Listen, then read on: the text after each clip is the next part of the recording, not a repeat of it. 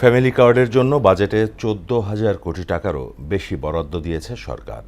৪ কোটি ১০ লাখ পরিবার এই সুবিধার আওতায় আসবে বলে জানিয়েছেন অর্থমন্ত্রী আমির খসরু মাহমুদ চৌধুরী। কার্যক্রমে রাজনৈতিক প্রভাব থাকবে না বলে সাফ জানিয়েছেন সমাজকল্যাণমন্ত্রী ডাক্তার এজেড.এম জাহিদ হোসেন।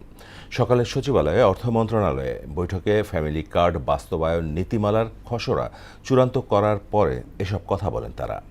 মফিউর রহমানের প্রতিবেদন। হতদরিদ্র মানুষের সংখ্যা কমিয়ে আনতে চূড়ান্ত করা হয়েছে ফ্যামিলি কার্ড বাস্তবায়ন নীতিমালা ২০২৬-এর খসড়া। নতুন অর্থ বছরে সামাজিক এই নিরাপত্তা কর্মসূচির জন্য বরাদ্দ রাখা হয়েছে ১৪,০০০ কোটি টাকারও বেশি। এই কর্মযজ্ঞে স্বচ্ছতা নিশ্চিত করতে নেওয়া হয়েছে ব্যতিক্রমী উদ্যোগ। এবার কার্ড বিতরণ স্থানীয় বা কেন্দ্রীয় কোনো রাজনৈতিক ব্যক্তি জড়িত থাকতে পারবেন না। পুরো কার্যক্রম মাঠে দেখভাল ও বাস্তবায়ন করবে সরকারি কর্মকর্তারা। টাকা ডাইরেক্টলি ওই গিন্নির বাড়িতে, গিন্নির অ্যাকাউন্টে যাবে। আমরা কিন্তু এখানে কোনো দলীয় লোকজনকে ইনভলভ করছি না।